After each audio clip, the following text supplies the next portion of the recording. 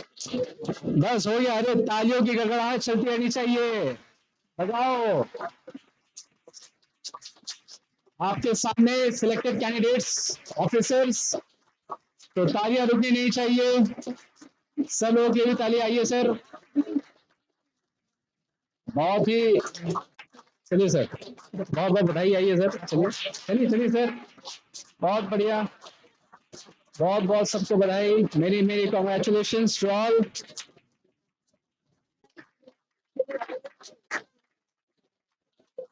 तालियां बजती रहनी चाहिए, रुकनी नहीं चाहिए। जोर से बजाइए। ठंडा का टाइम है, कोई नहीं।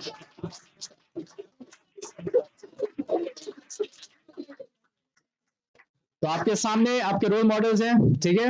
अपने पूरे जर्नी के बारे में दो दो शब्द सब बताएंगे, और आप लोगों को डाउट्स हो, बैठ जाइए आप लोग, you can take your seats. कुछ आप लोगों को मन करे पूछने का तो बिल्कुल आप स्वतंत्र हैं, अनुच्छेद 19 एक ए के तहत, ठीक है।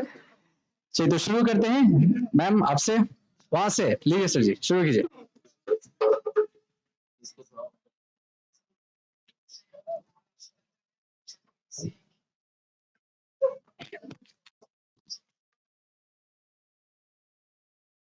Hello, good evening everyone. मेरा नाम संयम राज है और मेरा 67th में मुझे आरडीए पद मिला है और यह मेरा तीसरा प्रयास था। और तीसरा प्रयास इस तरह से था, 64th मेरा फर्स्ट अटेम्प्ट था, उसमें मैं इंटरव्यू दिया था बट फाइनली सिलेक्शन नहीं हुआ। 65th मेरा सेकेंड अटेम्प्ट था, उसमें दोबारा से फाइनल इंटरव्यू दिया, फाइनल सिलेक्शन नहीं हुआ। 66 नहीं दिया, फिर यूपीएससी में लग गया था।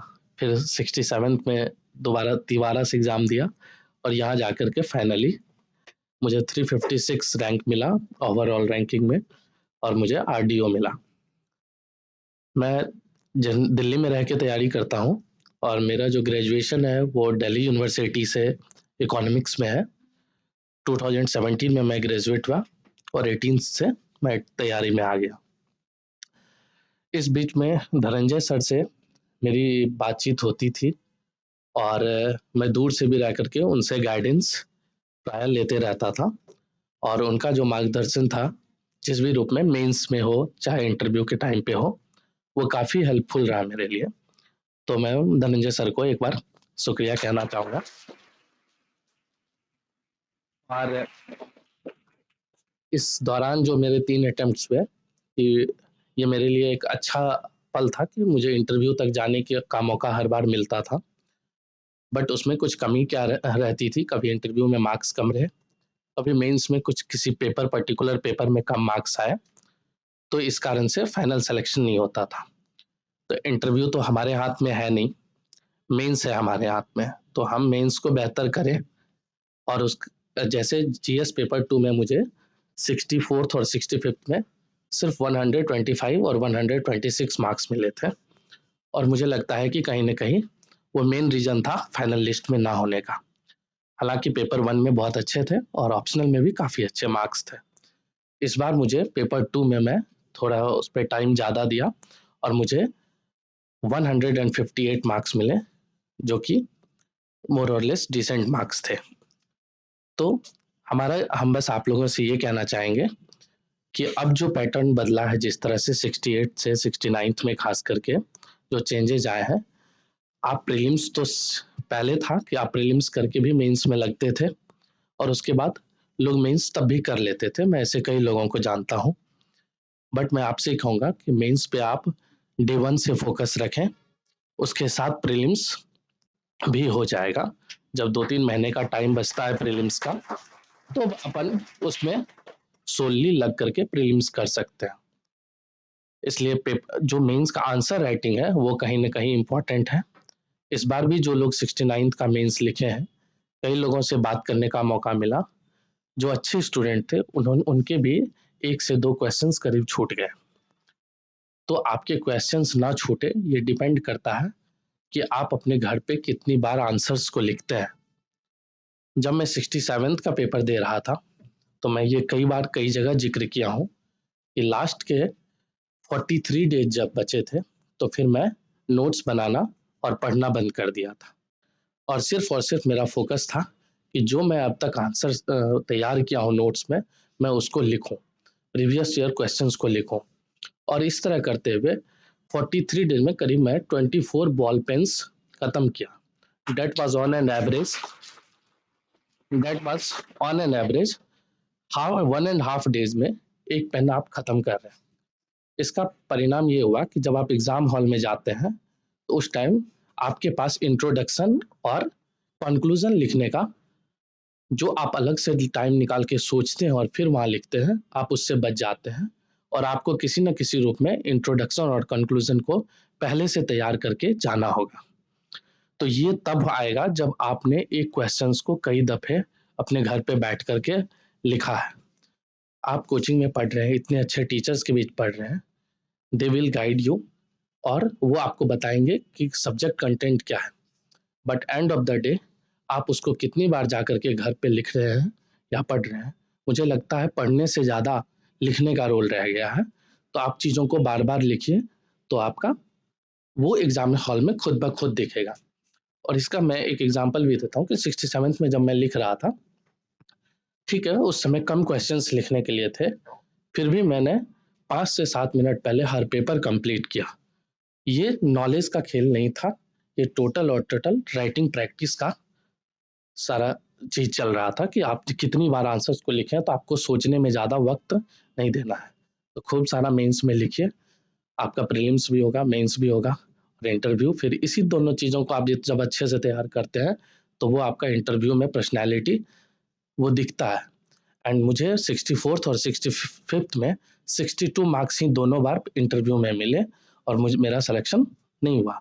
इस बार मुझे 120 में 88 मार्क्स इंटरव्यू में मिले।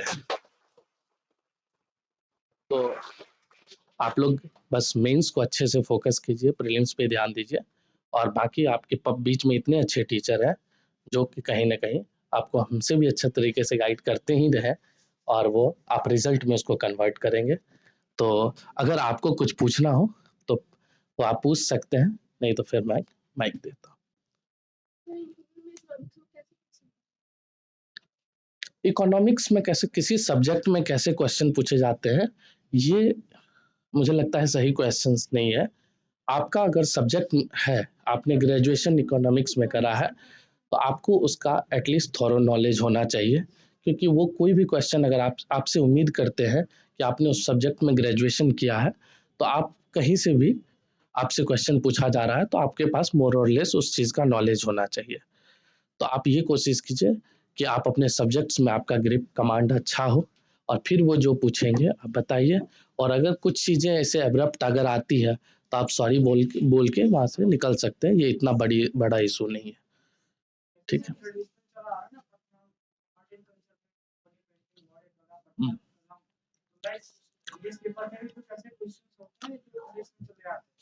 अब जो 69th में क्वेश्चंस मैं देख रहा हूँ, हाँ, तो अब उसी को आप अपना बेस मॉडल मान के चलिए कि वहाँ अब जो है सीधे मौर्य कला या इस तरह से क्वेश्चंस कम आ रहे हैं। अब वो केव पेंटिंग के बारे में पूछ रहे हैं, तो आपको थोरो पढ़ना पड़ेगा उस चीज़ को। ये नहीं कि 4-5 टॉपिक जैसे हमारे टाइम पे होता था, पाला पूछ लिया तो मौर्य ने, हाँ कह सकते हैं पाला पढ़ा तो मौर्य छोड़ दिए, पूछा हुआ है। तो अब आपको थॉरोली जाना होगा और एक एक टॉपिक को अच्छे से पढ़ के, ये नहीं कि ये पिछले बार पूछ दिया तो अब नहीं पूछेगा, इस माइंडसेट से निकल के हर क्वेश्चन को, हर टॉपिक को जो सिलेबस में है उसको डेप्थ में जा करके अच्छे से एनसीईआरटीज पे फोकस करके पढ़िए। हाँ,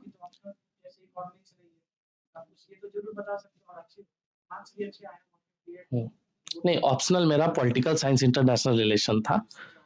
हाँ हाँ, ग्रेजुएशन मेरा इकोनॉमिक्स में था। जीएस पेपर 2 में मार्क्स, अभी हम लोग यही डिस्कस भी कर रहे थे, जीएस पेपर 2 में मार्क्स इसलिए कम आते हैं कि वो ज़्यादा डाइवर्सिफाइड सब्जेक्ट है। वहाँ पे आपको पॉलिटी है, ज्योग्राफी है, इकोनॉमी है, ये तीनों सब्जेक्ट अपने आप में एक लार्ज चंक है। जीएस पेपर 1 में स्टैटिक पोर्शन का बहुत ज़्यादा रोल होता है, तो वहाँ पर चीज़ें याद करके इस तरह से काम आ जाता है। और दूसरी चीज़ वहाँ पे स्टैट है तो जिनका मैथ्स अच्छा है स्टैट से स्कोर हो जाता है, बट GS2 में ऐसा नहीं है।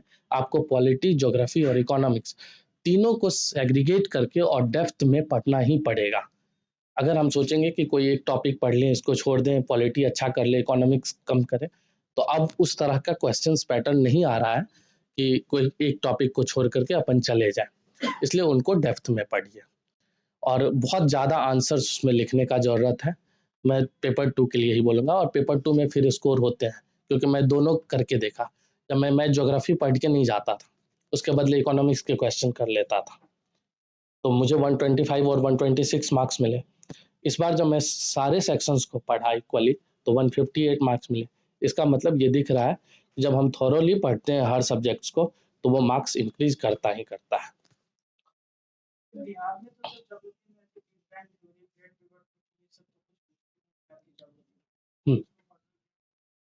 अगर 69th में क्वेश्चंस आए हैं क्या वहां से?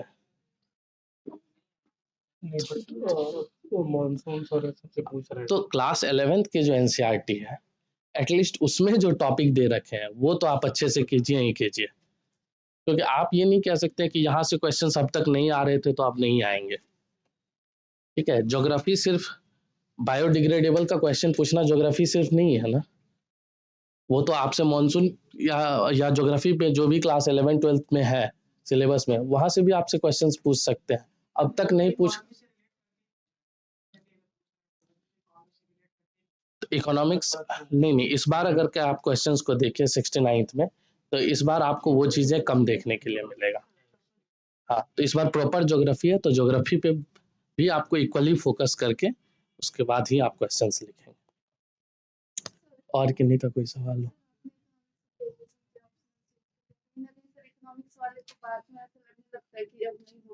नहीं, हाँ समझ, टफ होता है या नहीं ये मैं नहीं कहूँगा, लेकिन मेरा चेंज करने का जो रीज़न था, मुझे इंटरनेशनल रिलेशन में खासा रुचि था। तो जब मैं ग्रेजुएशन के दिनों में भी था, तो न्यूज़पेपर्स पढ़ता था, धीरे धीरे IR के मैगजीन्स वगैरह पढ़ने लगा, तो उस तरफ मेरा झुकाव ज़्यादा था। इसलिए फिर मैं आपको बता दूं, मैंने मास्टर्स और नेट JRF भी पॉलिटिकल साइंस में आके किया।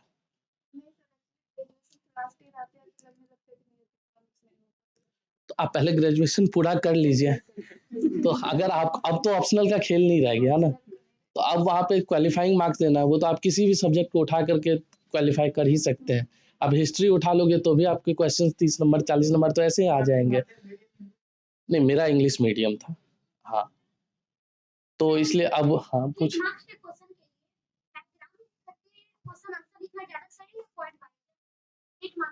डायग्राम और पॉइंट दोनों ही इंक्लूड करना है।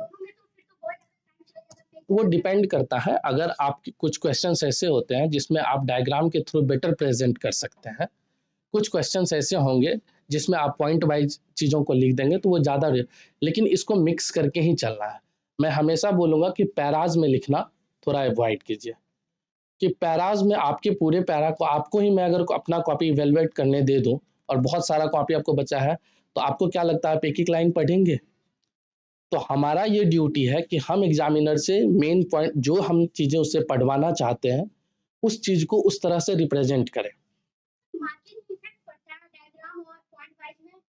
नहीं, डायग्राम और पॉइंट वाइज तो दोनों ही अच्छा तरीका है, कि आप दोनों तरीके को यूज कर सकते हैं।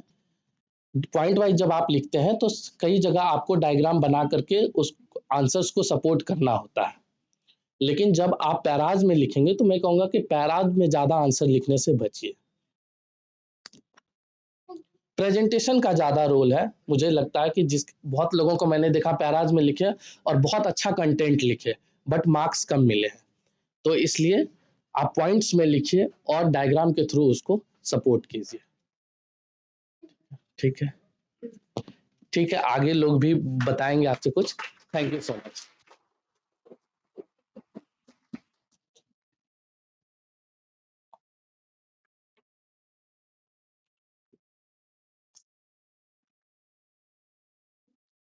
हेलो एवरीवन, मेरा नाम सुधांशु सौरभ है और मेरा सिलेक्शन एलईओ के पोस्ट पे हुआ है 67 बीपीएससी में।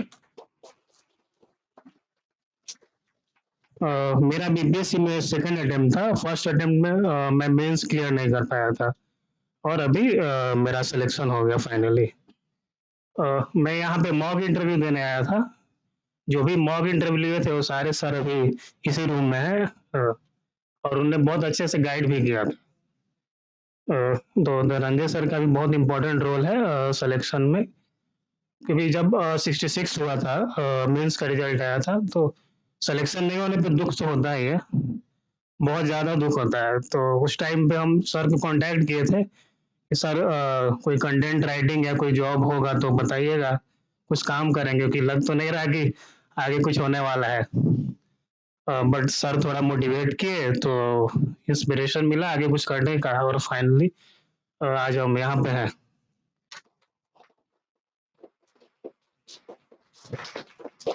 आप लोग जहाँ बैठे हुए हैं और हम जहाँ पे हैं, तो ऐसे दिखने में तो लगता होगा कि अरे 5 स्टेप लिए और यहाँ पे आ गए, बट वो 5 स्टेप लेने में बहुत मेहनत लगता है।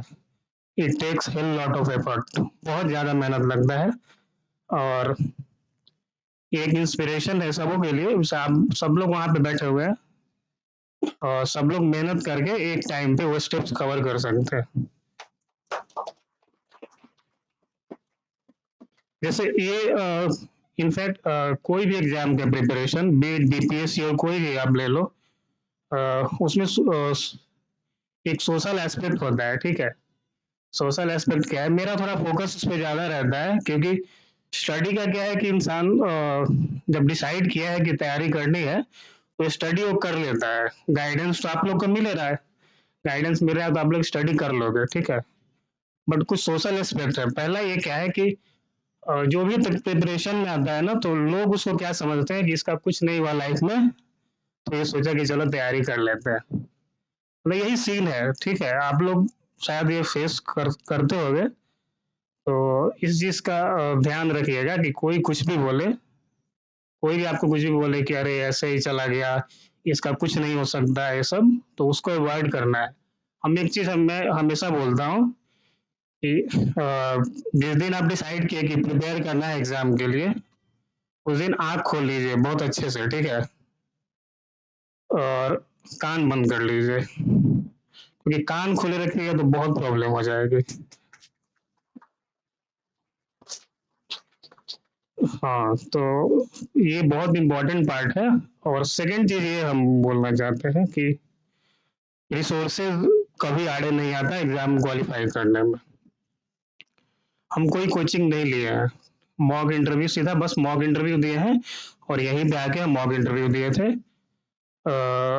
ऐसा भी नहीं कोई बड़े शहर में गए हैं। मेरा 66 में जो भी हम पीटी क्लियर की, और मेंस भी मेरा 10 नंबर से रुका था, तो हम सब गांव में रह के ही सारा कुछ किए थे, कहीं हम बाहर नहीं निकले थे, मतलब प्रिपरेशन के लिए। बाकी मेरा ग्रेजुएशन भोपाल से हुआ है, हम बीटेक के हैं एलन सिटी भोपाल से। प्रिपरेशन में हम कहीं बाहर कोई कोचिंग एंड सपोर्ट हम नहीं लिए थे। क्या? हाँ, वो मेरी जूनियर थी 1 साल मेरे से। हाँ, ठीक है, उनका स्टोरी हम बताएंगे आपको। वो भी बहुत इंस्पिरेशनल स्टोरी है। तो हाँ, तो रिसोर्सेज कभी आड़े नहीं आता है। कोई किसी को भी लगता है कि हमारे पास कंटेंट कंटेंट तो खैर अब बहुत ज़्यादा है, अब तो छांटना पड़ता है कंटेंट कि क्या पढ़े क्या नहीं पढ़े। बट किसी को भी लगता है ना कि हमारे रिसोर्सेज में कोई कमी है, तो आपका शायद कन्विक्शन वीक है। आपका तैयारी का जो कन्विक्शन है ना, या आप सोचे हुए डिसाइड किए हुए लाइफ में कि कुछ करना है, उसका कन्विक्शन वीक है, स्ट्रांग नहीं है, तो रिसोर्सेज कभी आड़े नहीं आएगा। ये तो जनरल सोशल एस्पेक्ट हो गया प्रिपरेशन का। बाकी आते हैं पढ़ाई। तो अभी जिस फेज में है आप लोग, आई थिंक 70th बीपीएससी के लिए आप लोग प्रिपेयर कर रहे हैं, ठीक है। तो बीपीएससी का पैटर्न अब बहुत डायनेमिक हो गया है, आप लोग को पता होगा, बहुत डायनेमिक हो गया है। क्वेश्चन का पैटर्न भी बहुत ज़्यादा डायनेमिक हो गया है। अब ऐसे नहीं कर सकते कि 2 दिन रिलैक्स किए और तीसरे दिन फिर पढ़ाई किए, वैसा नहीं कर सकते। और सबसे इम्पोर्टेंट बात क्या है कि सिलेबस, पहले तो सिलेबस को समझिए, बहुत अच्छे से समझिए। आप में से कितनों को लगता है कि मेरा सिलेबस हम सिलेबस को बहुत अच्छे से समझते हैं। किसी को ऐसा फील होता है कि हाँ हम सिलेबस समझते हैं अच्छे से? तो आप लोग से एक रिक्वेस्ट है कि आप सिलेबस को बहुत अच्छे से समझिए, ठीक है? उसको समझना बहुत ज़रूरी है, क्योंकि वो डायनामिक पैटर्न है ना, तो न्यूज़पेपर आप पढ़ोगे अगर, तो सिलेबस पता नहीं रहेगा, तो फिर ट्रक वाले ने टक्कर मार दी भी पढ़ने लगोगे। तो सिलेबस को समझना बहुत ज़्यादा ज़रूरी है। और आर्ट एंड कल्चर, एक क्वेश्चन शायद आर्ट एंड कल्चर का आपने पूछा था, उसमें इस बार का भी क्वेश्चन आप देखेंगे तो अब वो थोड़ा डायनेमिक उसको किया गया है। और उसमें डायनेमिक में क्या है कि आप क्वेश्चन देखिएगा ना, तो उसमें उन्हें नॉर्थ इंडिया ऐड कर दिया, जैसे केव पेंटिंग या केव आर्किटेक्चर ऑफ नॉर्थ इंडिया या temple architecture of north India. तो क्या है, उनका फोकस देखिए कहाँ पे है, तो नॉर्थ इंडिया पे, फोकस नॉर्थ इंडिया पे ही है। बट ऐसा नहीं कोई स्पेसिफिक के बारे में पूछ रहा है। हम नॉर्थ इंडिया में मौर्यन भी है, पाला भी है, आपको सबको नागर स्टाइल जो है आर्किटेक्चर का उसको भी स्टडी करना। क्या हो सकता है, बिल्कुल बिल्कुल हो सकता है, क्योंकि आप उसके डायनेमिज्म को समझिए। पहले ये था ना कि ये यहाँ से क्वेश्चन आएगा, वहां से क्वेश्चन आएगा, अब ऐसा नहीं है, आप उसके डायनेमिज्म को समझिए, ठीक है? मतलब नॉर्थ इंडिया है तो साउथ इंडिया भी पूछ सकता है, बिल्कुल पूछ सकता है, नो डाउट। क्योंकि सारे सेक्शन में पॉलिटी में भी यही, पहले तो हिस्ट्री था, हिस्ट्री में श्योर रहते थे सब लोग कि यही पूछेगा, वहां पे देखिए कितना डायनेमिक हो गया। और ज्योग्राफी में भी देखिए, तो ज्योग्राफी में भी एनसीईआरटी को बहुत अच्छे से पढ़िए। एनसीईआरटी जो पढ़ लेगा ज्योग्राफी में, उसका ज्योग्राफी का क्वेश्चन छूटेगा नहीं, बिल्कुल भी नहीं छूटेगा। और साइंस एंड टेक से जो क्वेश्चन पूछता है इस बार भी वही है, मतलब एप्लीकेशन बेस्ड क्वेश्चन है। साइंस एंड टेक में जनरल जो हम लोग का पढ़ने का तरीका रहता है कि जैसे नैनो टेक हुआ, तो हम लोग को लगता है कि डिफिनीशन जान गए और समझ लिए, तो ऐसा लगता है कि अरे वाह, नैनो टेक के हम चैंपियन हम ही हैं। बट उसके एप्लीकेशन को समझिए कि एग्रीकल्चर में उसका क्या एप्लीकेशन है, मेडिकल फील्ड में क्या एप्लीकेशन है, बिहार में जो इश्यूज चल रहा है उसको कैसे इरेडिकेट कर सकते हैं with the help of nanotech, biotech और जो भी टेक्नोलॉजीज अवेलेबल है मतलब इंडिया में। तो अब पढ़ने का तरीका थोड़ा सा डायनामिक करना पड़ेगा और डेली पढ़ना है। वो वाला सीन नहीं है कि संडे को चलते हैं सलाड देख लेते हैं, ऐसा नहीं चलने वाला, ठीक है?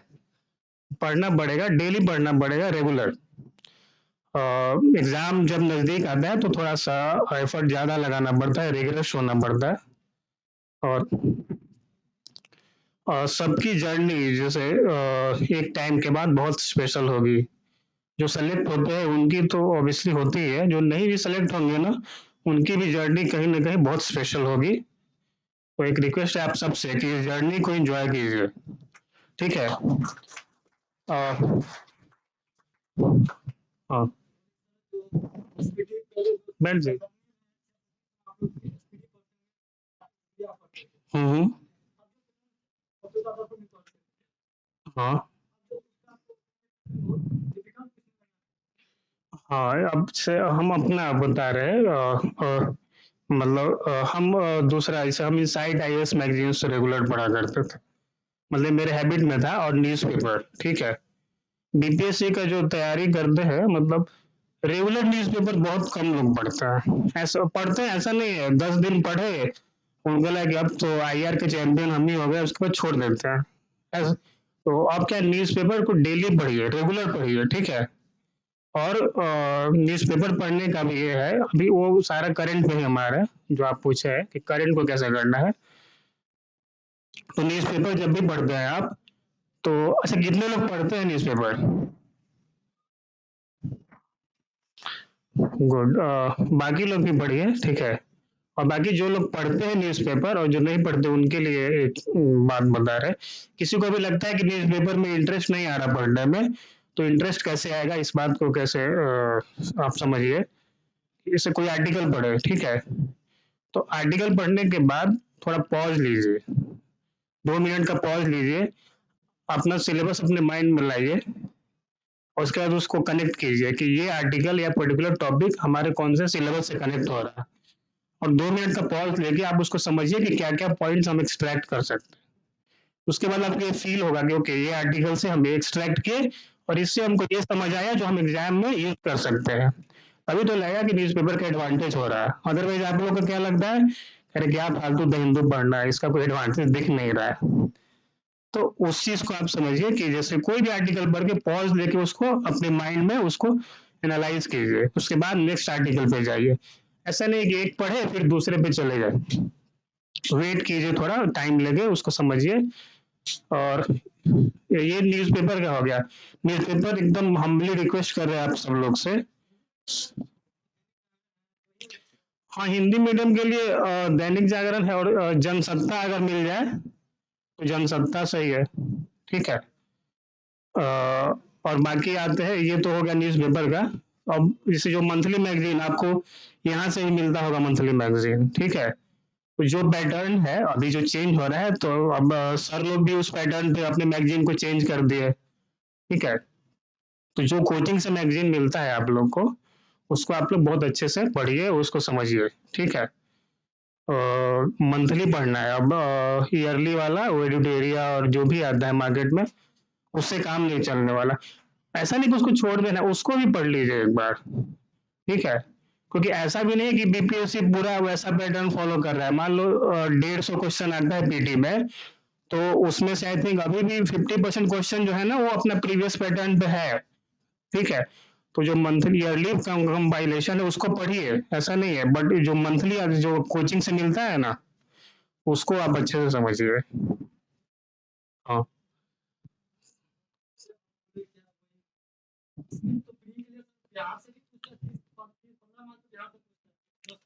हाँ। हम्म, हाँ हाँ। हम्म। हाँ। हम्म जैसे देखिए, आप करंट अफेयर को बस प्री के लेंस से देख रहे हैं, ठीक है। उसको मेंस के लेंस से भी देखिए आप, ठीक है। क्योंकि करंट अफेयर बस प्री के लिए ही इम्पोर्टेंट नहीं है, मेंस के लिए भी उतना ही इम्पोर्टेंट, राइट। तो जो यहाँ पे हम लोग का जो जैसे आप बोले आईआर का, तो आईआर का इंटरनेशनल रिलेशन ये प्री से ज्यादा उसका जो इम्पोर्टेंस है वो मेंस में है, ठीक है। तो उसको आप मेंस से कनेक्ट करके उसको पढ़िए।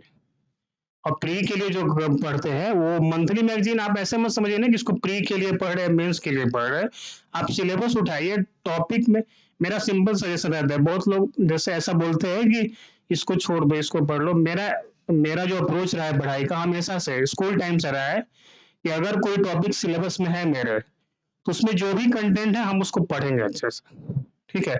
उसमें फिर ये नहीं करेंगे इसको छोड़ देते इसको पकड़ लेते, राइट। हाँ, ये कर सकते हैं कि कोई बहुत ज्यादा न्यूज में रहा है तो उसको ज्यादा फोकस किए, कोई कम न्यूज में रहा है तो उसको अच्छा चलो ठीक है एक बार रेफरेंस के लिए पढ़ लिए। बट जो सिलेबस का पोर्शन है ना उसमें काट छाट मत कीजिए, ठीक है। हाँ, और किसी को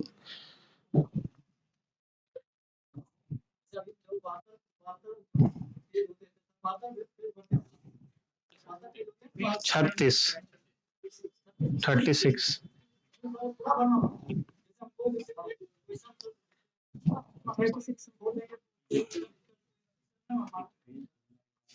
हाँ, देखिए हाँ, ये मिथ है, पेज भरने वाला जो है ना वो मिथ है। मेरे हिसाब से तो मिथ है कि पेज भरना।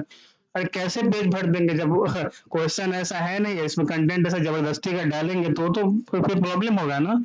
जिसको भी ये मिथ लगता है कि पेज भरने से एग्जाम निकल जाता है, अब प्लीज उसको निकाल दीजिए। पेज भरने से कभी एग्जाम किसी का नहीं निकलता। पेज भरने के बहुत सारे तरीके हैं, ठीक है। वो मिथ है, मतलब उसके चक्कर में नहीं रहना है। कोई भी क्वेश्चन मान लो आप जो से बोल रहे हैं 36 पेजेस, कोई भी इंसान अगर जो क्वेश्चन है उसके अकॉर्डिंगली आंसर लिखेगा, तो 36 में उसके 31 पेजेस तो ऑटोमेटिकली बढ़ ही जाएंगे, ठीक है। तो मेरा भी वही रहा है, मेरा 36 हमारा आई डोंट थिंक किसी में भरा होगा, 29 30 31 यही तक गया है, उससे ज्यादा नहीं जा पाया। तो ये जो प्री कॉन्सेप्शन है कि 36 बढ़ो और 36 रैंक लाओ, वैसा पॉसिबल नहीं है, ठीक है। तो उसको हटा दीजिए, उसको दिमाग से निकाल दीजिए। और किसी को कोई है प्रॉब्लम? ठीक है, तो आप लोग रेगुलर पढ़िए, बहुत मेहनत कीजिए और आगे हमको मौका मिले कि आप लोग यहाँ पे आए और हम आप लोगों को मोटिवेट करें और सामने जो सर लोग बैठे हैं हम वहाँ से सुने। ठीक है, thank you so much and thank you Dhananjay IAS for providing me this opportunity. Thank you everyone. Good afternoon sir, good afternoon everyone. मेरा नाम प्रतिभा है और मेरा selection district art and culture officer में सेकंड रैंक पे हुआ है। और मेरी जर्नी भी आप लोग की जैसी ही रही है। मैं यहीं पे स्टूडेंट रही हूँ और धनंजय सर का बहुत ही योगदान है इसमें। मैंने मॉक इंटरव्यू के लिए भी यहाँ अप्रोच किया था, सर ने काफ़ी अच्छा गाइड किया। सर के गाइडेंस में मैंने यहाँ पे मॉक इंटरव्यू की तैयारी की, लेकिन सर से इतना अच्छा ये है कि मैंने यहाँ पे प्रॉपर मॉक नहीं दिया, मैं कहीं और जाके मॉक देती थी क्योंकि सर से वो फील नहीं आता था मॉक वाला इसलिए मैंने यहाँ मॉक नहीं दिया, बस उनसे तैयारी की है उनके साथ। और चूँकि मेरा आर्ट एंड कल्चर में हुआ है तो ये थोड़ा बीपीएससी से पैटर्न वही है जीएस, और इसमें 2 पेपर आर्ट एंड कल्चर के होते थे अलग। ये पहली बार क्रिएट हुआ था ये पोस्ट। तो इसमें जैसे मैं भी अभी 69 मेंस मैंने भी लिखा है, 67 भी लिखा है और लगातार दे ही रही हूँ, लेकिन अभी उसमें आया नहीं है। तो जैसे वो कह रहे थे करंट के बारे में, तो पीटी के लिए करंट में अब जो बिल्कुल डायमेंशन बदल गया है। आपको पूरा इनफैक्ट आपको हिंदू भी पढ़ना चाहिए। अगर आप हिंदू इंग्लिश में हैं तो आप उसका एनालिसिस देखिए, वहाँ से बहुत काम आता है। हिंदू का एनालिसिस आप देखिए और रेगुलर हिंदी का न्यूज़पेपर फॉलो कीजिए, तो वो आपको काफ़ी वर्क करेगा सारे नॉलेज में। और पीटी बेस पे पढ़ना सही नहीं है, अब आपको मेंस के अकॉर्डिंग पढ़ना होगा। अगर आप मेंस पढ़ेंगे तो अपने आप पीटी का तैयारी हो जाएगा। पीटी में, क्योंकि मेंस में आजकल पीटी में क्वेश्चन ऐसे आ रहे हैं जो मेंस से आ रहे हैं, मेंस के पूरे कॉन्सेप्चुअल वाले, तो उसको बिना पीटी के आप नहीं कर सकते, बिना मेंस में पढ़े। और आप लोग पूछिए अगर आप लोग को कुछ मेरे से जानना है।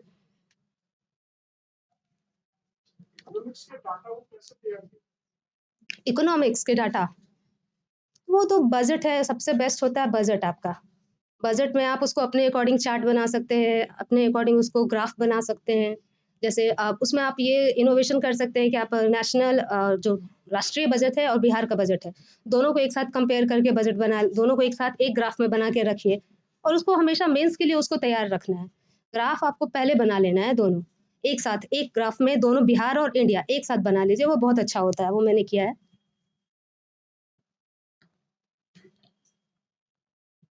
और आप लोग कुछ पूछना चाहेंगे? लड़कियां यहाँ काफ़ी बैठी हैं, आप लोगों के लिए बहुत ही अच्छा मौका है, आप लोग यहाँ पढ़ रही हैं। बहुतों को यहाँ आने का मौका नहीं मिलता है, आप लोग यहाँ हैं, ये आप लोग के लिए बहुत गर्व का विषय होना चाहिए। आप लोग मन लगा के पढ़िए, अभी 17th आने में टाइम है।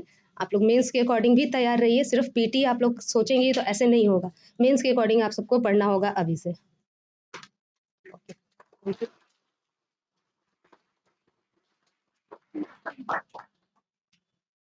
आप लोग के कोई सवाल? पूछ लो। पूछिए। निबंध तीसरा खंड है जो बहुत मुहावरा है, हाँ, बिहार वाला सेक्शन। हिंदी का कितना वो कितना आपको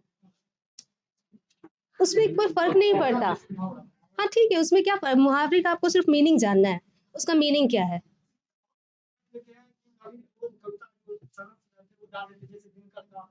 वो तो कोट है ना, वो कोट आपको आता है तो ठीक है, नहीं आता है तो भी ठीक है। आप जबरदस्ती कोई कोट कहीं ऐड नहीं कर सकते। अगर आपको कोई कोट आता है और आप सोच रहे हैं हम उसमें ऐड करेंगे ही करेंगे, तो ऐसी स्थिति में वो आपके निबंध के साथ फ्लो में नहीं जाएगा, फिर वो ब्रेक हो जाएगा, वहाँ पे आपको मार्क्स नहीं आएंगे, उसके कोई एडवांटेज नहीं मिल पाएगा। तो कोट आता है तो अच्छी बात है, नहीं आता है तो अभी कोई प्रॉब्लम नहीं है उसमें। Thank you.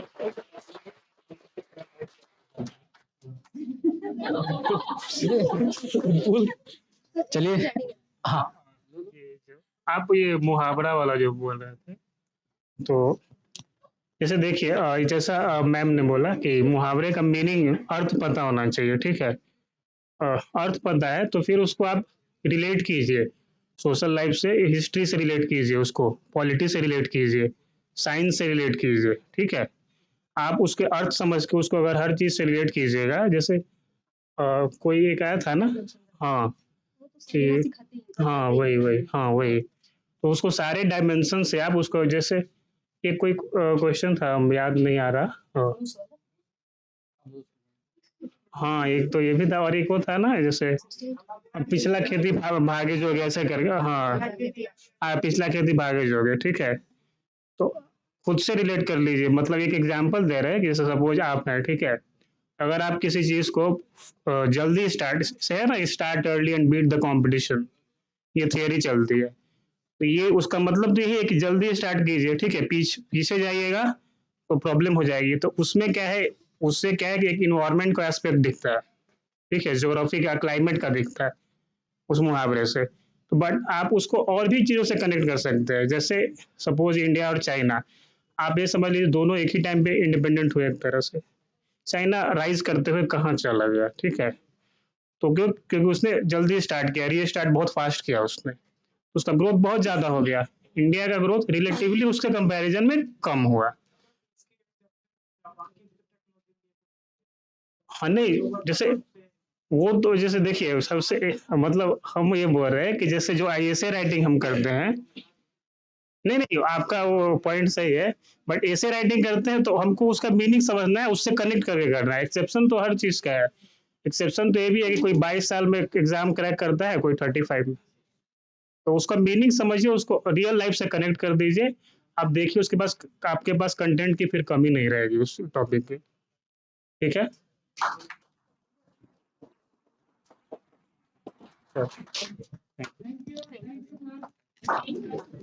ठीक है, आप लोग जो लोग दूसरे दूसरे क्लास के हैं, चलिए आप लोग, मैम आप लोग का बहुत, आप लोग का स्वागत है ना। ठीक है।